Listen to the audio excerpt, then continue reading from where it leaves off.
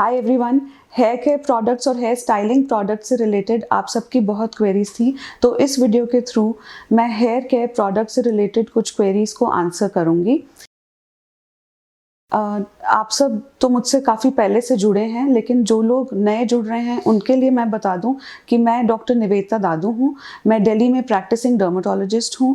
और इससे पहले कि मैं ये वीडियो स्टार्ट करूं, मैं आपको बता दूं कि आप हमारे फुल वीडियोस हमारे यूट्यूब चैनल पर भी देख सकते हैं, जिसका नाम है दादू मेडिकल सेंटर।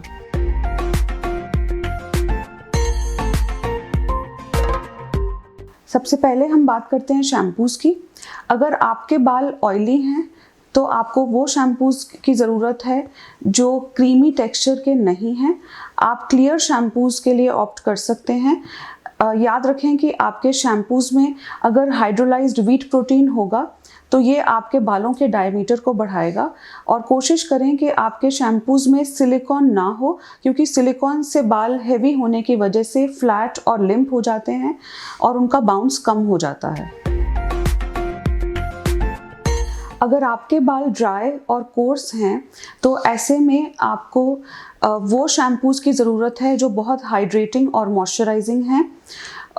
इसमें एक लेटेस्ट कॉन्सेप्ट है को वॉशिंग का, जिसका मतलब है कंडीशनर ओनली वॉशिंग।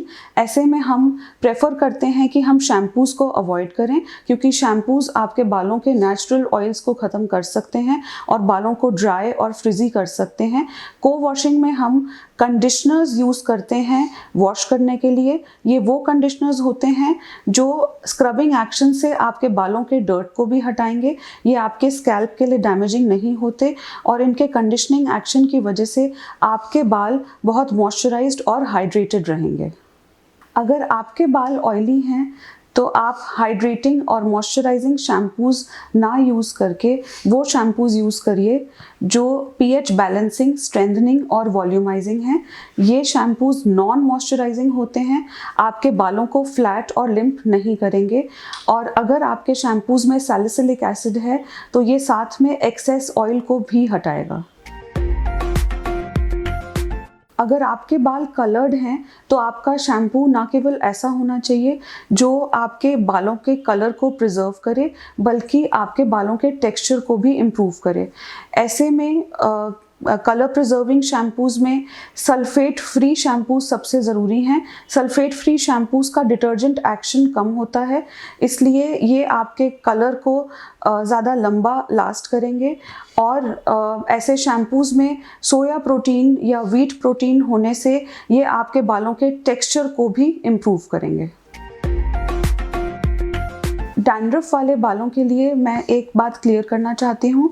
डैंड्रफ एक फंगल इन्फेक्शन है और अगर आप बार बार सेम शैम्पू यूज़ कर रहे हैं तो काफ़ी बार हमारे पास ऐसे पेशेंट्स आते हैं जो कंप्लेन करते हैं कि अब उनके डैंड्रफ उस शैम्पू से नहीं जा रही है।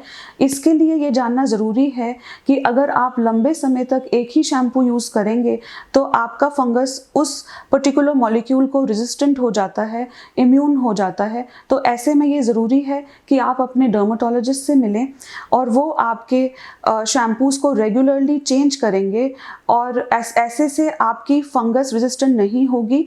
और इसमें जो सबसे इम्पॉर्टेंट कॉमन मॉलिक्यूल्स हैं वो हैं ketoconazole, salicylic acid, coal tar and ciclopirox olamine. इन मॉलिक्यूल्स के कॉम्बिनेशन से हम इंश्योर कर सकते हैं कि आपकी डैंड्रफ लंबे समय तक दूर रहे।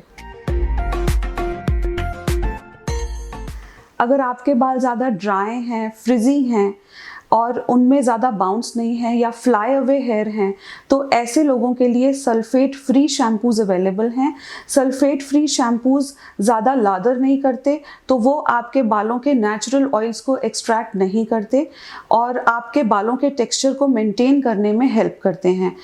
इसके अलावा ऐसे लोगों के लिए कंडीशनिंग भी बहुत इम्पॉर्टेंट है, जिसके बारे में मैं आगे बात करूँगी। मैं 100% श्योर हूँ कि हमारे काफ़ी व्यूअर्स ने ड्राई शैम्पू के बारे में सुना होगा, लेकिन मैं इस बात पर भी श्योर हूँ कि हम सब ने नहीं सुना होगा, और इसलिए ड्राई शैम्पू से रिलेटेड अगर आप और डिटेल में जानना चाहते हैं तो मैं इस पर एक अलग वीडियो बना रही हूँ। आप एक कमेंट सेक्शन पे कमेंट कीजिए अगर आप ड्राई शैम्पू से रिलेटेड एक अलग वीडियो देखना चाहते हैं। ये एक लेटेस्ट कॉन्सेप्ट है और ड्राई शैम्पूज़ उन लोगों के लिए हैं जो रोज़ शैम्पू नहीं करना चाहते, जिनके पास टाइम नहीं है, जो जिम जाते हैं, या अगर आप अर्ली मॉर्निंग ऑफिस के लिए जाते हैं लेकिन आप साथ में अपनी लुक्स की भी परवाह करते हैं, तो ऐसे लोगों के लिए ड्राई शैम्पू है। ड्राई शैम्पू एरोसोल और पाउडर फॉर्म में आते हैं। इनको आप अपने रूट्स पर स्प्रे कर सकते हैं।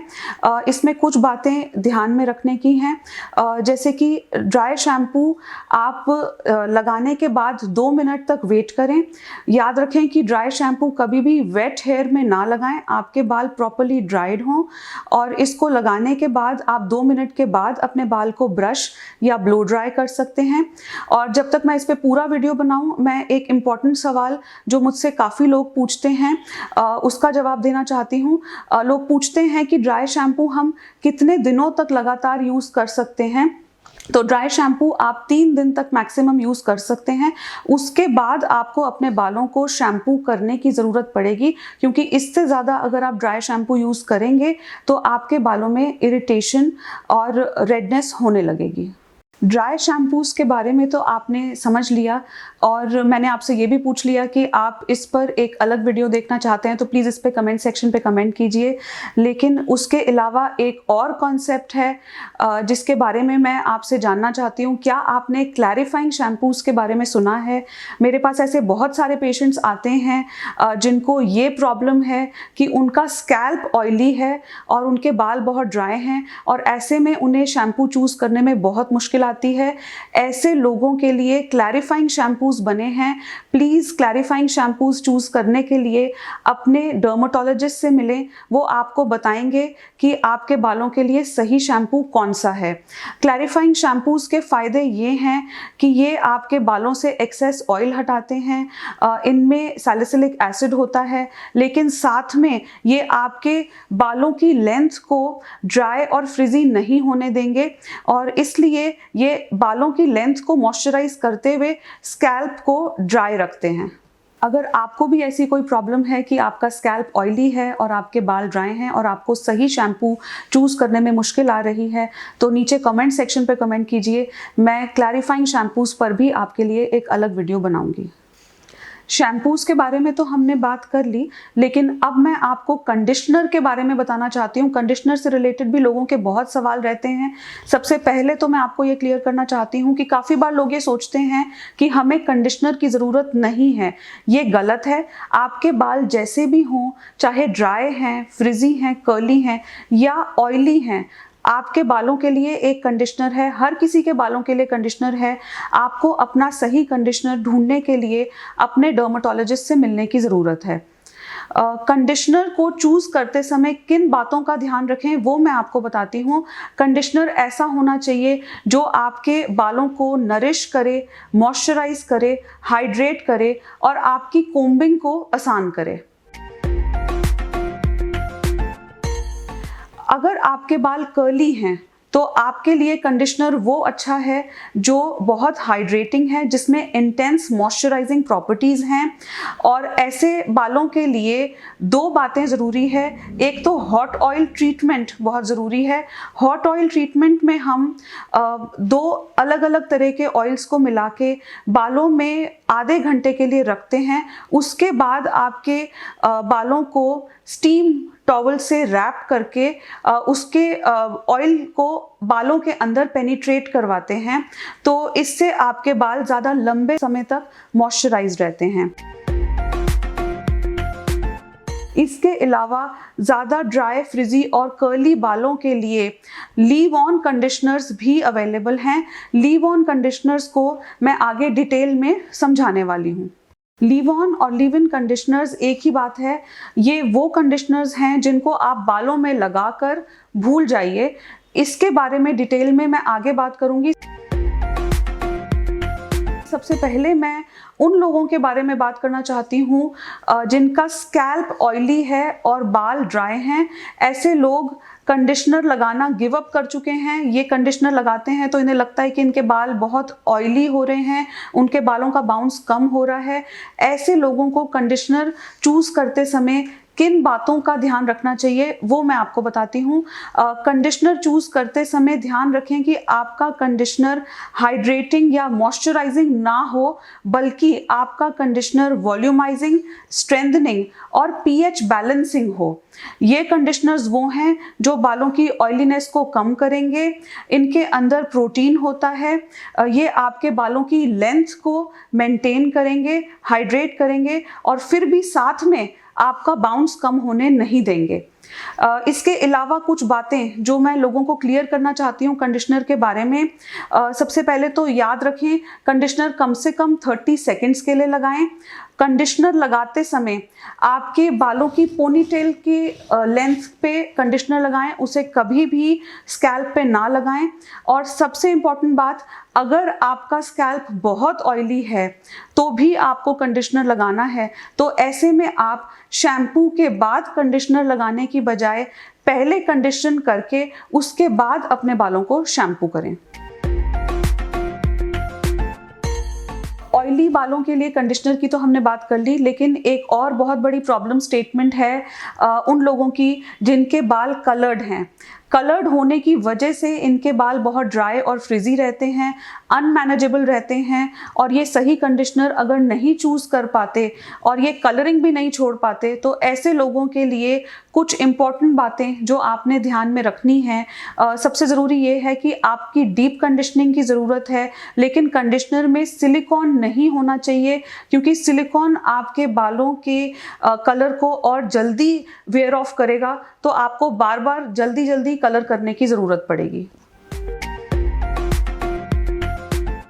कंडीशनिंग उन लोगों के लिए और भी ज़्यादा ज़रूरी है जिनके बाल बहुत ज़्यादा ड्राई, डल, डैमेज्ड और फ्रिजी हैं।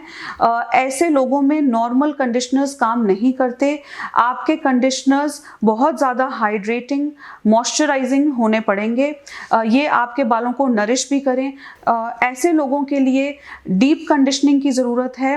कोशिश करें कि आपके कंडीशनर्स में एवोकाडो ऑयल हो, जोजोबा ऑयल हो और शिया बटर हो, जिससे इसकी मॉइस्चराइजिंग और हाइड्रेटिंग प्रॉपर्टीज़ बढ़ जाएंगी।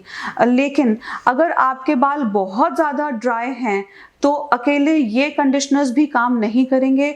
आपको इंटेंसिव मॉइस्चराइजेशन की ज़रूरत है, डीप कंडीशनिंग की ज़रूरत है। ये प्रोसीजर्स आप महीने में 1 से 4 बार कर सकते हैं। तो ये डीप कंडीशनर्स के अंदर मोरोक्कन ऑयल या आर्गन ऑयल होने की वजह से इनकी कंडीशनिंग प्रॉपर्टीज़ और ज़्यादा बढ़ जाती हैं। ये कंडीशनर्स आपके बालों को ना केवल मॉइस्चराइज करेंगे, उसका टेक्सचर इम्प्रूव करेंगे, उसे हाइड्रेट करेंगे, बल्कि आपके बालों की इलास्टिसिटी को भी बढ़ाएंगे, जिसकी वजह से वो आसानी से ब्रेक नहीं होंगे। ऑयली बालों के लिए शैम्पू यूज़ करते वक्त मैंने आपको बताया था कि मैं आगे इस वीडियो में लीव ऑन कंडीशनर्स के बारे में बात करूंगी। तो अब मैं लीव ऑन कंडीशनर्स के बारे में आपको कुछ बातें बताना चाहती हूँ। लीव ऑन कंडीशनर्स आपके लिए सबसे ज़रूरी हैं अगर आपके बाल ड्राई, डल, डैमेज्ड और फ्रिजी हैं। ये कंडीशनर्स यूज़ करना सबसे आसान है, क्योंकि कंसेप्ट ये है कि आप अपना लीव ऑन कंडीशनर लगाइए और फिर इसे भूल जाइए। आपको उसके बाद हेड वॉश करने की ज़रूरत नहीं है। अब हम ये जानेंगे कि इसके एडवांटेजेस क्या हैं। लीव ऑन कंडीशनर के ये एडवांटेजेस हैं कि ये, क्योंकि आपके बालों में लगा रहता है, ये एक अच्छी कोटिंग प्रोवाइड करता है बालों को, तो ये आपके बालों को नरिश, हाइड्रेट और मॉइस्चराइज करता है। क्योंकि ये लगा रहता है तो कॉन्स्टेंटली आपके बालों के क्यूटिकल को फैटी एसिड और एसेंशियल ऑयल्स मिलते रहते हैं, जिसकी वजह से वो नरिश रहते हैं।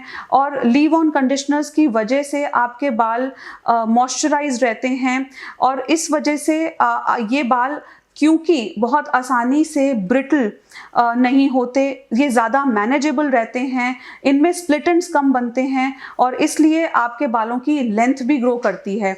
इसके अलावा लीव ऑन कंडीशनर्स आपके लिए अच्छे हैं अगर आपके बाल कलर्ड हैं, ट्रीटेड हैं। ये आपके बालों को पोल्यूशन से, डस्ट से और यूवी लाइट से, धूप से भी प्रोटेक्ट करेगा।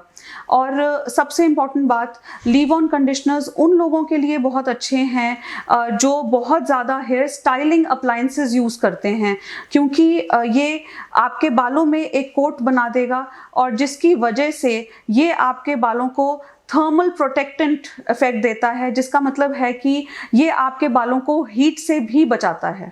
इस वीडियो में हमने शैम्पूज़ और कंडीशनर्स के बारे में बात की, लेकिन हमारे बहुत सारे फॉलोअर्स हेयर स्टाइलिंग ट्रीटमेंट्स के बारे में और केराटिन ट्रीटमेंट्स के बारे में जानना चाहते हैं, जिसके बारे में मैं अगले वीडियो में डिटेल में बात करूंगी। अगर आप स्किन और हेयर से रिलेटेड और इन्फॉर्मेटिव वीडियोज़ देखना चाहते हैं तो हमारे यूट्यूब चैनल पर सब्सक्राइब कीजिए और बेल आइकन पर क्लिक कीजिए। और ये वीडियो आपको कैसा लगा प्लीज़ नीचे कमेंट सेक्शन पे कमेंट कीजिए।